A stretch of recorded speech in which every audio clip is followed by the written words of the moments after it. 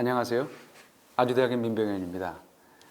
오늘은 이제까지 여러분들과 함께 골관절염에 대한 전문 지식을 알아보는 순서 중에 마지막 순서입니다. 오늘은 연골에 대해서 여러분들하고 논의를 해보고자 합니다. 이제까지 쭉 말씀드렸던 것처럼 골관절염은 염증을 기반으로 하는 그런 질환입니다. 무릎을 이루고 있는 연골이나 활막이나 연골 하골에 모두 염증성 질환이, 염증성 손상이 가미돼서 생기는 질환이고요. 물론 다 여러 가지 변화가 일어나지만 카틸리지에서 궁극적으로 마지막 변화가 일어나고, 카틸리지의 변화가 일어났을 때 관절에는 가장 큰 기능성 손실을 보게 됩니다. 카틸리지에 대한 특징을 간단히 보겠습니다. 여러분들도 뭐 잘 아시는 얘기인데요. 이렇게 여러 세포가 레이어마다 다른 모양으로 이렇게 배열이 되어 있죠. 그다음 세포 사이에 세포의 기질, 그 세포의 기질은 콜라겐과 하이알루로닉 엑시드, 그다음에 하이알루로닉 엑시드에 붙어 있는 프로테오글라이칸. 프로테오글라이칸에는 뭐 코어 프로테인, 링크 프로테인 또 이런 것들이 있고, 개그라고 부르죠. 글루코스 아미노글라이칸이라고 그래갖고 콘드로이틴 설페이트, 케라탄 설페이트 이런 것들이 붙어 있는 아주 복잡한 구조를 이루고 있습니다. 그 중에서 우선 먼저 프로테오글라이칸을 알아보겠습니다. 보시는 것처럼 하이알루로닉 엑시드에 글루코스 아미노글라이칸이라는 컴플렉스로 이렇게 붙어 있고, 이 붙어 있는 데에는 링크 프로테인과 코어 프로테인이 있죠. 뭐 전에 제가 시험 문제 출제 낼 때 이것을 바꿔서 출제를 한 적이 있는데 많이들 틀리더군요. 네. 어쨌든 이 코어 프로테인에 개그라고 하는 글루코스 아미노글라이칸이 붙어 있는데, 제일 많은 건 콘드로이틴 설페이트가 제일 많고요. 케라탄 설페이트, 그 이외에 더마탄 설페이트나 여러 가지 마이너한 이 설페이트 폴리사카라이드가 이렇게 붙어 있는 그런 구조를 갖고 있습니다. 말씀드린 것처럼 폴리사카라이드, 이게 글루코스 아미노글라이칸은 이런 여러 가지의 폴리사카라이드로 이렇게 구성이 되어 있는데, 단당류가 체인을 이루면서 길게 연결이 되어 있는 다당류의 그런 구조를 갖고 있습니다. 어느 글루코스 아미노글라이칸의 차이가 없이 대부분 큰 몰리큘이고 굉장히 큰 네거티브 차지를 갖고 있습니다. 이게 굉장히 중요합니다. 다 네거티브 차지를 갖고 있습니다. 그래서 이런 코어 프로테인의 양쪽의 네거티브 차지를 다 갖고 있기 때문에 서로 개그 사이에 이 반발력이 굉장히 심합니다.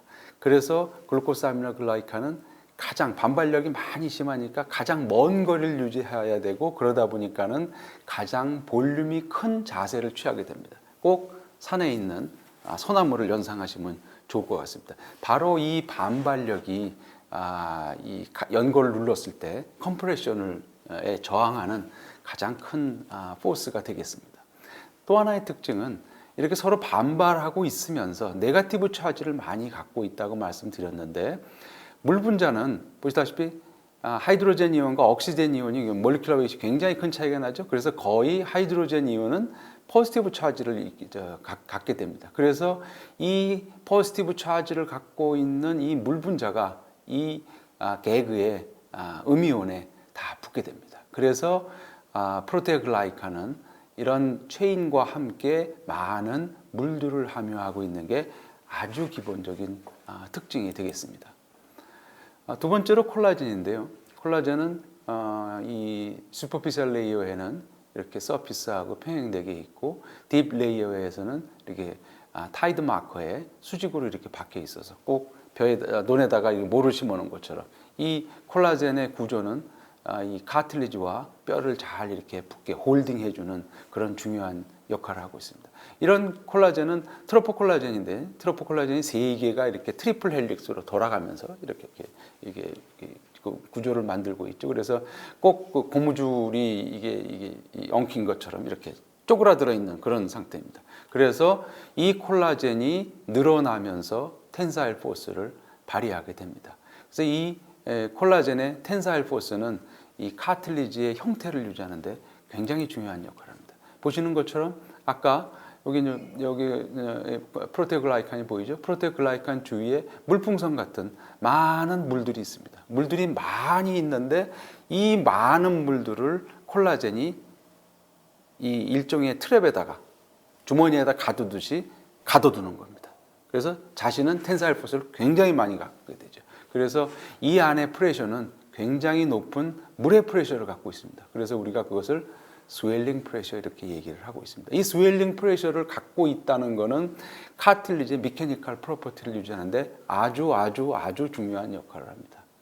오스테오아스트라이티스가 되면 제일 먼저 인볼브하는 게 콜라겐의 브레이크다운입니다. 콜라겐의 디그레데이션입니다. 그래서 콜라겐이 이렇게 디그레데이션이 되면 갇혀있던 물풍선이 이렇게 터져 나오게 되죠. 그래서 처음에는 물의 양이 많아지고 이 카틸리지의 볼륨이 늘어나게 됩니다. 그래서 우리가 겉으로 보기에는 이렇게 버블처럼 이렇게 올라온 것처럼 보여서 콘드로말라시아, 말랑말랑하고 그러니까 그렇게 부르게 되죠. 그렇지만 이게 점점 더 진행이 되면 이 물들이 다 빠져나가게 되면 그다음부터는 쪼그라들게 되는 거죠. 그래서 이렇게 콜라겐과 프로테오글라이칸이 물을 리텐션하는 이런 현상이 바로 카틸리지의 기능이 되겠습니다. 한번 지금까지 말씀드린 거를 이렇게 동영상으로 한번 보시겠습니다. 콘드로사이트입니다. 뉴클레우스고요. 사이토플라즘이죠. 이 사이토플라즘에서 콜라겐이 만들어지고 프로테오글라이칸이 만들어집니다. 프로테오글라이칸은 사이토플라즘에서 다 만들어진 상태로 나오고요. 콜라겐은 이렇게 세포질 바깥에서 사이토플라즘 바깥에서 합성이 되고 있습니다. 그래서 이 프로테오글라이칸을 좀 자세히 보면 이게 하루닉 액시드죠. 이게 링크 프로테인에서 이렇게 링크 프로테인 양쪽에 개그가 있고 이 단당류에 네거티브 차지를 띠고 있다고 그랬죠. 그래서 물 분자가 이렇게 많이 붙습니다. 물 분자가 굉장히 많이 붙고요. 프로테오글라이칸 1유닛에 자기 몰리큘러 웨이트의 무려 30배가 되는 물 분자가 이렇게 붙어 있게 됩니다. 그래서 이 가지는 비록 앙상하지만 이 붙어 있는 물의 양은 어마어마하게 많아서 모든 카틸리지 볼륨의 90%가 물로 이렇게 홀딩이 되어 있습니다. 그것을 콜라겐이 이렇게 엮어 놓는 거죠. 단단하게 엮어 놔서 굉장히 탄력성이 좋은 그런 고무처럼 같은 구조를 갖게 됩니다. 그래서 우리 몸의 체중을 잘 견딜 수 있게 되는 겁니다. 그래서 말씀드린 것처럼 이렇게 이 프로테오글라이칸이 물을 홀딩하는 구조는 이 카틸리지의 중요한 미케니컬 프로퍼티를 만들고 있습니다. 제가 4강에서 얘기했듯이 이렇게 물 분자들이 눌러주게 되면 슈퍼피셜 인터미디얼 레이어에서 물이 이렇게 나가게 되죠. 콜라겐의 크리핑 피나미난에 의해서 이 카틸리지의 볼륨은 마지막에 유지가 되고 텐사일 포스는 컴프레션 포스는 굉장히 증가하지만 이 안에 물이 다시 리디스트리뷰션 하게 돼서 심층에 있는 물이나 노폐물이 같이 이렇게 위로 올라가게 되죠. 그래서 그 다음에 로딩 포스가 줄어들면 이것이 위로 쭉 올라가게 됩니다. 그래서 아까 처음에 다시 또 컴프레션하면 이것이 이렇게 나가게 되는 이런 구조입니다. 그래서 익스데이션, 리디스트리뷰션, 업섭션 이런 과정을 반복해 나가면서 이 카틸리지 안에 뉴트리션 서포트를 하고 웨이스트를 내보내는 그런 역할을 합니다. 이런 드라이빙 포스에서 가장 중요한 거는 이 콜라겐의 퍼미어빌리티, 그 다음에 카틸리지의 퍼미어빌리티, 그 다음에 콜라겐의 일레스티시티가 굉장히 중요합니다. 4강에서 말씀을 드렸었고요. 다시 한번 요거를 또 좀 더 바이페이직하다는 것을 여러분들한테 보여주기 위해서 이 그림을 다시 한번 이 슬라이드를 한번 다시 내놔봤습니다. 4강에서 한번 설명을 드렸듯이요. 이렇게 포스를 가하게 되면 포스에 비례해서 이렇게 볼륨이 줄어들게 됩니다. 근데 어느 정도 포스가 지나치면 볼륨은 줄어들지 않습니다. 그런데 오히려 프레셔는 이렇게 떨어지는 거죠. 그래서 처음에 프레셔가 이렇게 올라갔다가 떨어지는 이런 모양을 보이고 있습니다. 이게 바이페이직하다고 얘기하죠. 이 바이페이직한 거는 바로 콜라겐의 크리핑 프로퍼티 때문에 그렇습니다. 그래서 다시 한번 말씀드리지만 이렇게 위에서 컴프레션을 이루게 되면은 이렇게 컴팩트해지다가 리디스트리뷰션이 이렇게 일어나서 다시 이퀄리브리움을 이루고 이것이 다시 이 상태로 돌아가서 반복이 되는 이런 이 중요한 이 미케니컬 프로퍼티를 보이는 것이 아티큘러 카틸리지입니다. 그래서 이렇게 말씀드린 것처럼 정상적인 상태에서는 물을 90% 이렇게 카틸리지가 함유하고 있는데 컴프레션 포스가 이렇게 가해지게 되면 물이 이렇게 리디스트리뷰션 하게 되죠. 어떤 것들은 바깥으로 해서 일부 이렇게 바깥으로 나가게 되고 어떤 것들은 좌우로 옆에 카틸리지를 이렇게 번지게 되고 그다음에 컴프레션 포스가 없어지게 되면 다시 나갔던 물이 들어오고 좌우에 나갔던 퍼졌던 물들이 이렇게 다시 들어오게 되죠. 그래서 이 카틸리지가 갖고 있는 물 볼륨의 5%만 남아 있고 나머지는 전부 다 교환이 되는 그런 아주 굉장히 좋은 성능을 가진 연골의 구조를 보시고 계십니다. 이렇게 물이 바깥으로 나가게 되니까 이게 우리가 이 아티큘러 카틸리지가 이 마찰 개수가 굉장히 적지 않습니까? 이런 윤활 작용 때문에 그렇습니다. 이게 카틸리지고 반대편에 어떤 물체가 있는데 이것도 역시 뭐 카틸리지라고 생각을 해야 되겠죠. 그러면 이 카틸리지는 컴프레션 포스를 받으면 물이 이렇게 나오게 됩니다. 반대편에서도 물론 물이 나오게 되죠. 그렇게 되면 마이크로스코픽하게 볼 때는 두 물체와 두 카틸리지 사이는 얇은 물이 형성이 되는 겁니다. 그래서 이게 움직일 때 카틸리지와 카틸리지가 접촉하는 게 아니라 그 안에 물을 넣고 물 위에서 서로 둥둥 뜨면서 움직이는 거죠. 그것 때문에 굉장히 마찰 개수는 떨어지게 되는 겁니다. 또 하나는 바운더리 루브리케이션에 갖고 바운더리 루브리케이션이라고 그래 갖고 이 시노비얼 멤브레인에서는 하이로닉 엑시드와 루브리신 같은 그런 이 프로테오글라이칸을 만들게 됩니다. 이런 것들이 몰리큘러 웨이트가 크기 때문에 관절 내는 연골 내로는 못 들어가고요. 이 연골 바깥쪽에 이렇게 싹 바르게 됩니다. 그래서 이 미끈미끈한 것들이 또 굉장히 물을 함유하는 그런 성능이 뛰어나기 때문에 역시 이 연골 사이에 마찰력을 굉장히 줄여주는 그런 역할을 하고 있습니다. 그래서 뭐 이렇게 그림을 이렇게 사진을 이렇게 놓기는 했지만 카틸리지의 이 마찰 개수는 굉장히 떨어지고요. 우리가 토탈리랑 이제 했을 때 메탈과 폴리에틸렌 사이에 마찰 개수로 이렇게 비교를 하게 되는데 이 카틸리지의 프릭션 코에피션스는 0.002입니다. 이 메탈과 폴리에틸렌이 갖고 있는 마찰 개수보다 훨씬 적은 그런 마찰 개수를 갖고 있습니다.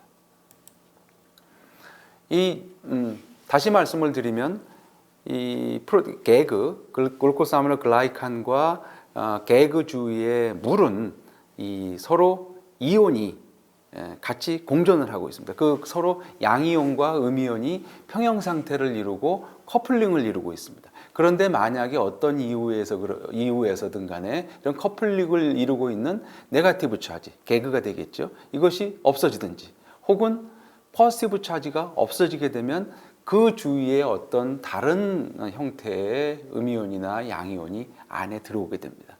그것을 이용을 해서 저희가 MRI를 찍게 되고 그 MRI에서 우리가 카틸리지 리전을 볼 수가 있는 겁니다. 그래서 디겜닉이라고 부르는 것은 대표적인 네거티브 차지를 이루고 있는 겁니다. 그래서 이 개그가 없는 자리에 이 디겜닉이 채워지게 되죠. 그러면 디겜닉이 갖고 있는 그런 특성에 의해서 이렇게 색깔이 나타나는 MRI의 이미지를 볼 수가 있고 저 이미지는 바로 카틸리지의 케미컬 서브스턴스가 뭔가 빠져 있다 하는 것을 저희가 짐작할 수 있죠.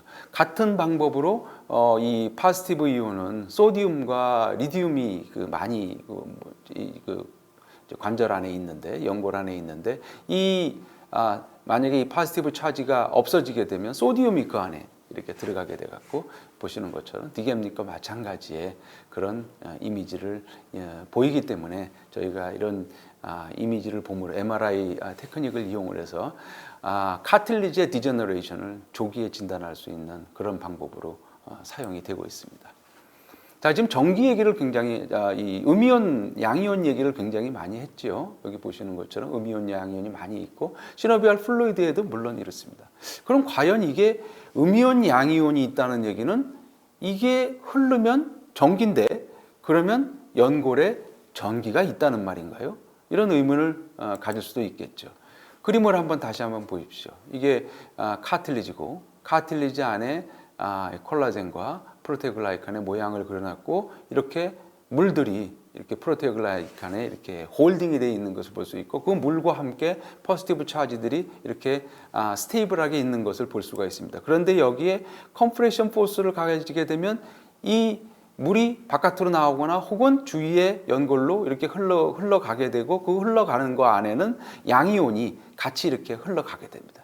컴프레션 포스가 없어지면 흘러갔던 것들은 다시 원위치로 돌아오게 되겠죠. 그러면 포지티브 차지가 이렇게 흐른다는 얘기는 바로 연골 안에는 로드에 따라서 미케니컬 포스에 따라서 전기가 흐른다 이런 말이 되는 겁니다. 이거 보시는 것처럼 정상적으로는 이렇게 개그가 포지티브 차지를 홀딩하고 있지만 이게 만약에 아스라이틱 체인지나 어떤 트라우마를 받게 되거나 그래서 개그가 없어지게 되면 포지티브 차지, 네거티브 차지가 많이 없어지게 되고 이 엘렉트릭 커런트는 변한다 하는 사실을 우리가 알게 됐습니다. 그래서 이렇게 인덴테이션을 이용을 해서 엘렉트로 미케니컬 어세스먼트를 하게 됩니다. 이게 카틸리지 보온이 있는데 카틸리지에 이 포스를 이렇게 주게 되면 말씀드린 것처럼 커런트가 이렇게 흐르게 되죠. 그럼 그리고 디텍션을 해갖고 여기 색깔을 이렇게 달려서 여기가 조금 개그의 변화가 있구나 하는 것을 볼 수가 있고요. 더 나아가서는 무릎의 바깥에다가 이게 엘렉트로드를 이렇게 설치를 해놓으면 꼭 EEG를 뜯듯이 또는 EKG를 찍듯이 이런 커런트들을 우리가 볼 수가 있게 됐습니다. 이게 2013년도의 연구 결과인데요. 아마 이런 연구는 지금도 계속 발전이 돼서 조만간 저희가 실제로 임상적으로 쓸 수 있는 날이 오지 않을까 그렇게 생각을 하고 있습니다. 이런 일렉트릭 커런트는 드럭 델리버리에 사용이 될 수 있습니다. 보시는 것처럼 무릎 안에다가 약을 넣으면 거의 대부분의 약은 빠른 속도로 림파틱 시스템으로 해서 나가거나 혹은 정맥으로 해서 나가거나 이렇게 나가버립니다. 이 카틸리지의 덴스한 ECM을 뚫고 들어갈 수가 없습니다. 하지만 이 네거티브 차지, 포지티브 차지,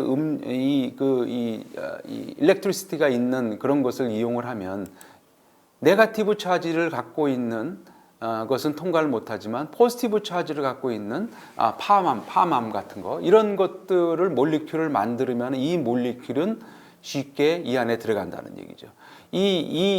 카틸리지와 시노비얼 플루이드 사이의 전압차가 어느 정도 있느냐면 108V per m입니다. 이게 어느 정도냐면 번개가 치는 거에 100times입니다.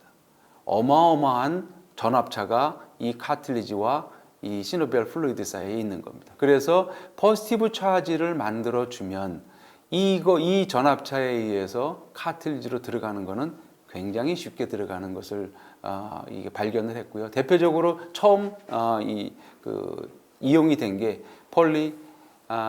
아미도아민에서 파맘 하는 덴두리머인데 이런 작은 몰리큘, 나노 파티클인데 거기다가 처음에는 덱사메타존을 붙였습니다. 그래서 덱사메타존 붙이거나 또는 IGF 같은 것을 붙여서 카틸리지로 이동이 되게끔 그렇게 시도를 했습니다. 그래서 이런 일렉트릭 디퍼런스에 의해서 일렉트릭 포텐셜의 디퍼런스에 의해서 이런 드럭이 개발이 되는 것들이 많이 있고 굉장히 많이 연구를 활발히 하고 있습니다. 자, 두 번째로는 연골의 포로시티에 대해서 얘기를 하겠습니다. 보통 저희가 연골은 ECM으로 쌓여서 아주 덴스하기 때문에 못 들어간다 이렇게 생각하기가 쉬운데 사실은 그렇지는 않습니다. 보시는 것처럼 이 콜라겐과 프로테오글라이칸의 이렇게 모양을 보면 콜라겐과 콜라겐 사이는 거의 100나노미터 사이의 갭이 있고요. 그 다음에 프로테오글라이칸과 프로테오글라이칸 사이에는 4 내지 6나노미터의 이런 갭이 있습니다. 그래서 이 갭을 들어갈 수 있는 물질은 이 연골 안으로 들어갈 수가 있다는 거죠. 그래서 보면은 연골에 들어갈 수 있는 그런 한계를 결정하는 몇 가지의 팩터가 있는데 사이즈, 아까 보신 것처럼 4 내지 6나노미터면은 이 프로테오글라이칸 사이를 뚫고 아주 깊숙하게 들어갈 수 있고요. 쉐입이 라운드한 거나 뭐 렉탱귤러한 쉐입이 아니고 만약에 리니어한 쉐입이라면은 더 잘 들어가게 되겠죠. 그래서 파티클은 15나노미터 이상이 되면은 들어갈 수가 없는데 그 이내에 파티클들은 들어갈 수가 있다 하는 것이 실험적으로 우리가 알게 됐습니다. 그래서 대부분의 뉴트리언트를 보면 유레아나 소디움 클로라이드나 또는 글루코스 알부민 같은 것들은 굉장히 작습니다. 5나노미터 이하가 되는 것들은 쉽게 들어가죠. 그런데 이제 루브리신이라든지 하르닉 엑시드 같은 거는 굉장히 큽니다. 물론 이거는 리니어한 스트럭처를 많이 갖고 있기 때문에 아마 이 연골의 서피스 레이어, 슈퍼피셜 레이어에 이렇게 꽂혀서 이 존재하지 않을까 이런 생각도 하게 됩니다. 어쨌든 이런 포로시티를 갖고 있기 때문에 이 포로시티와 적당한 것들은 그게 드럭이든 혹은 뉴트리언트든 웨이스트든 들어왔다 나갔다 할 수가 있다는 거죠. 제가 지난번 시간에 3강에서 이런 말씀을 드렸습니다. 카틸리지와 보는 서로 커뮤니케이션이 활발하다. 이 타이드 마커라든지 또는 서브콘드로 플레이트가 더 이상 투과가 못하는 물질이 아니다. 이런 포어도 많이 있고 블러드 베슬도 카틸리지를 통해서 이렇게 타이드 마커를 통해서 카틸리지까지 이렇게 접근할 수 있는 그런 스트럭처를 가졌다. 그래서 지금 말씀드린 그런 카틸리지의 포로시티까지 생각을 하면 사이즈라든지 사이즈가 이 15나노미터 이하 거, 쉐입이 라운드한 거나 혹은 리니어한 거면 더 잘 들어간다. 미케니컬 포스가 여기 이렇게 카틸리지에 가게 되면 뭐 패시브하게, 액티브하게 밀어주게 되겠죠. 그렇게 되면 카틸리지 통해 더 잘 들어갈 것이고요. 엘렉트리시티에 의해서 포지티브 차지를 있는 것들은 이 안에 들어가 있는 개그와 활발하게 붙기 때문에 들어가는 것이 훨씬 더 액티브하게 들어갈 수 있다 하는 얘기고요. 그래서 이 본하고 카틸리지 사이에도 커뮤니케이션이 있기 때문에 본에서 있는 여러 가지 프로스타글란딘이라든지 뉴코트린이라든지 여러 가지 그로스 팩터가 카틸리지로 갈 수도 있고 카틸리지에 있는 여러 가지 인플라메이터리 팩터가 본으로 갈 수도 있고 이런 커뮤니케이션을 자유롭게 이룰 수 있는 뭐 자유롭지는 않지만 어쨌든 이룰 수 있는 그런 오스테오 컨트롤 스트럭처를 갖고 있다고 이해하시면 되겠습니다. 자, 우리가 보는 드럭들은 대개 이만한 사이즈입니다. 엔세이드는 0.35 나노, 글루코코티코스테로이드, 또 그로스 호르몬, 엔티바디가 좀 큰데 많은 엔티바디가 5 나노미터 이하입니다. 그래서 이런 그 사이즈의 이 드럭들은 이 사이에 프로테오글라이칸 사이에 들어갈 수 있는 그런 구조를 볼 수가 있습니다. 이렇게 헬시한 구조에 비해서 만약 오스테오아스라이티스가 이게 생기게 되면 우선 서피스의 배리어가 없어지죠. 그 다음에 콜라겐이 잘라지게 되니까 사이에 거리가 넓어지고 프로테오글라이칸이 줄게 되니까 이 사이에 거리도 많이 멀어지게 됩니다. 그러니까 당연히 잘 들어가지만 또 여기 리텐션을 잘 안 하고 많이 나가고 그런 이런 이 아스라이티스에서는 그런 현상을 기대할 수가 있겠습니다. 자, 이렇게 해서 우리가 이제 카틸리지의 특성을 살펴봤습니다. 그런데 우리의 목적은 카틸리지가 일단 데미지를 받으면 리페어하는 것이죠. 뭐 아주 잘 알려진 것처럼 카틸리지는 에이바스큘라하고 에이뉴럴하고 에이림파틱하기 때문에 스판테니어스 힐링이 안 일어난다. 이런 식의 얘기를 그냥 편안하게 옛날부터 많이 했습니다. 그런데 정확히 얘기하면 그렇지 않습니다. 카틸리지도 스판테니어스 힐링이 많이 일어나고 있습니다. 물론 그것이 인저리의 레벨보다 더 높지 않으면은 힐링에는 컴플리트 힐링에는 미치지 못하지만 셀프 힐링이 일어나고 있습니다. 우리가 외부에서 이런 카틸리지 리페어를 하는 방법은 뭐 여러 가지가 있지만 이런 세 가지 얘기할 수 있죠. 엔도제너스한 것을 이용하는 거, 셀을 주는 거, 그 다음에 그라프트를 이용하라는 거. 엔도제너스한 그거는 이렇게 에브레이전 아스로플라스티 하거나 드릴링을 하거나 마이크로프랙처나 할 수가 있고요.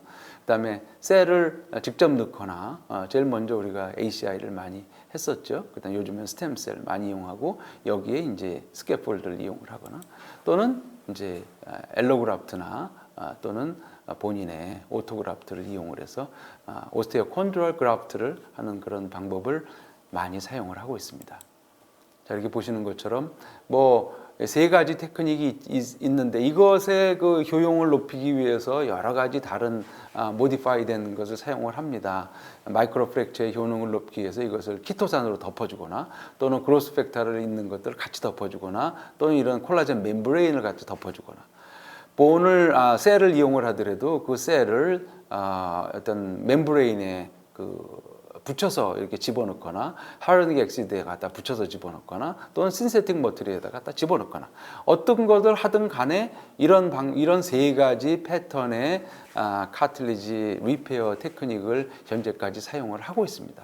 그런데 지금까지 제가 카틀리지의 특성을 이렇게 말씀드렸죠. 과연 우리가 리페어된 카틀리지의 특성이 어떨까? 저는 뭐 자주 이런 카틀리지에 대한 강의를 할 때 선생님 그 리페어된 카틀리지가 하이알린 카틀리지라는 것을 어떻게 합니까? 또는 하이알린 카틀리지가 됩니까? 하는 질문을 많이 받습니다. 하이알린 카틀리지라고 얘기하는 것은 제가 이 강의의 초반에 쭉 여러분들한테 얘기했듯이 그런 특징을 갖고 그런 조직적인 특징을 갖고 바이오케미칼, 바이오미케니칼 특징을 다 가졌을 때 우리가 하이알린 카틀리지라고 얘기할 수 있는 겁니다. 그런데 과연 그게 가능할까요? 큰 퀘스천을 갖고 있습니다.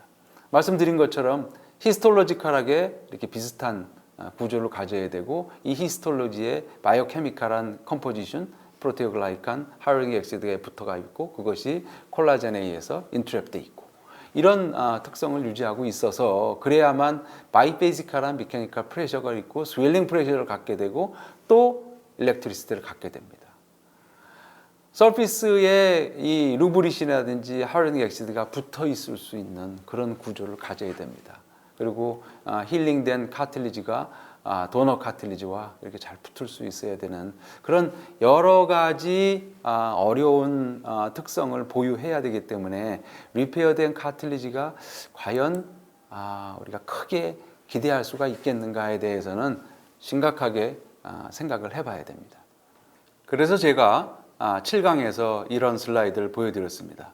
셀을 베이스로 하는 세라피, 또 오스테오콘드롤 임플란테이션을 하는 거, 또 이것을 메탈 리서피싱 하는 것과 비교를 했습니다. 셀 베이스로 하든 오스테오콘드롤 그라프트를 하든 이 카틀리지 디펙트를 얼마나 잘 덮느냐, 그리고 이게 얼마나 오래 가느냐에 대해서 비교를 해보면은 그렇게 자랑스럽게 저희가 믿을 수 있게 카틀리지 힐링이 되는 것 같지는 않습니다. 지금 현재까지는. 그래서 뭐 이거 실망할 필요는 없지만 어쨌든 이런 팩트는 우리가 알고 환자에 대한 치료를 임해야 되겠다는 것이죠.